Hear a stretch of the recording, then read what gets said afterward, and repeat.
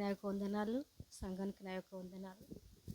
ఏంటంటే నా సాక్ష్యం ఏంటంటే, నేను వచ్చేటప్పుడు కూడా చాలా నీరసంగా, అసలు జ్వరం కూడా ఉంది, నాకు జలుబు ఉంది. అసలు నేను వస్తానా రానా అని అనుకున్నా. అయినా దేవుడు నడిపించిండు. ఇప్పుడు పాటలు పాడుతున్నప్పటికి కూడా నాకు స్వస్థత జరిగింది. నాకు ఇప్పుడు ఎంతో మంచిగా ఉంది, బలంగా ఉంది. అసలు నా గొంతు కూడా లేదు. నేను పండుకొనే ఉన్నా ఇవాళ పొద్దున్న దాకా, నిన్నంతా కూడా. కానీ దేవుడు నడిపించిండు. దేవునికి వందనాలు. ఎన్నో సాక్ష్యాలు నేను నాకైతే దేవుడు ఎన్నో మేలు చేశాడు నా పట్ల. నా తండ్రి, అయ్యా నా తండ్రి నీకు వందనాలు ప్రభా, ఎన్నో మేలు చేసినావు తండ్రి ప్రభా.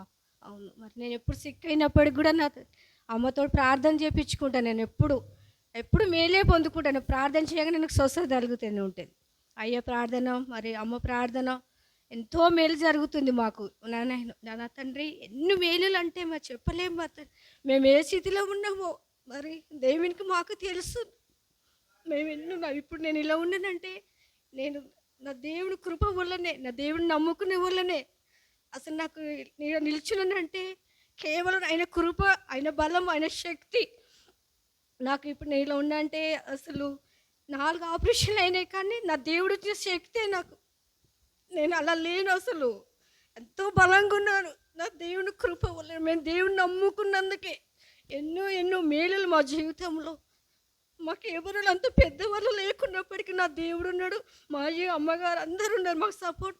నా సంఘం ఉంది మాకు. అయ్యా దేవునికి ఎంతో వందనాలు చెల్లించుకుంటున్నాం. మా దేవుడు ఎన్నో మేలు చేశాడు మా పట్ల, మా బిడ్డల పట్ల. అయ్యా నీకు వందనాలు చెల్లించుకుంటున్నాను. ఇక నా తండ్రి ఎన్నో మేలు చేసిన దేవునికి ఏమి చెల్లించలే నా తండ్రి. అయ్యా చిన్న సాక్షిని దేవుడు దీవించును గాక. ఆమేన్. హల్లెలూయా, హల్లెలూయా. నిజంగా మా కుటుంబంలో, మా విషయంలో దేవుడు చాలా గొప్ప మేలు చేశాడండి. నేను ఎక్కడనో స్లమ్ములు ఉండవలసిన వాడిని తీసుకొచ్చి డబుల్ బెడ్రూమ్లో పెట్టాడు. డబుల్ బెడ్రూమ్ అంటే ఎంత పెద్ద ఇల్లు. నిజంగా చాలామంది ఇక్కడ ఉన్న వాళ్ళు అందరూ చూసి ఉంటారు అనుకుంటా, ఆల్మోస్ట్ అందరు చూసిన. నేను ఎక్కడనో స్లమ్ములో చిన్న ఇంట్లో ఉండేవాడిని.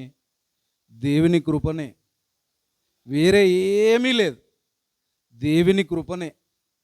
నా పిల్లలు నిజంగా మంచి చదువులు చదివారు. మా అమ్మాయి మన మధ్యలోనే ఉంది. బాబు కూడా, మా చిన్న అబ్బాయి కూడా మాస్టరు. ఎప్పుడు చెప్పలేదు మీకు, క్రిస్బీ దాంట్లో మాస్టరు. ఆయన చేతి కిందనే ఒక 20 మంది ఉంటారు. మా ఇంట్లో చూశారు కదా కప్పులు, ఆయనే తెచ్చినాయి ఆ కప్పులన్నీ.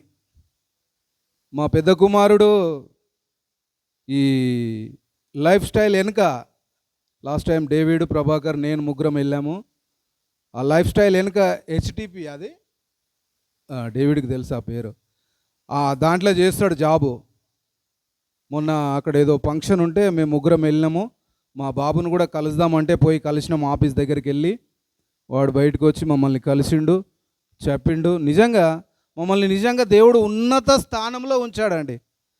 ఇంక అంతకంటే ఏం కావాలో చెప్పండి. దేవుడు ఉన్నత స్థానంలో ఉంచాడు. ఆమెకు 3 ఆపరేషన్లు అయినాయి, అయినప్పటికీ దేవుడు కాపాడాడు. నాకు హార్ట్ స్టంట్ వేశారు, నన్ను కూడా దేవుడే కాపాడిండు. దేవుని నామానికి మహిమ కలుగును గాక.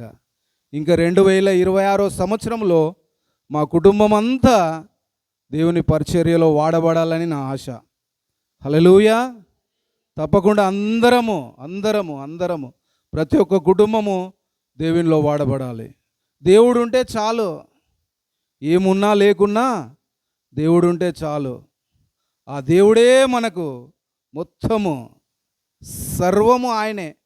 ఎన్ని సున్నాలు పెట్టినా కానీ ఆ సున్నా పక్కకు ఒకటి పెట్టకపోతే ఆ సున్నాలు ఏం పనికిరావు. హల్లెలూయా. ఆ ఒకటే దేవుడు. దేవుని నామానికి మహిమ కలుగును గాక.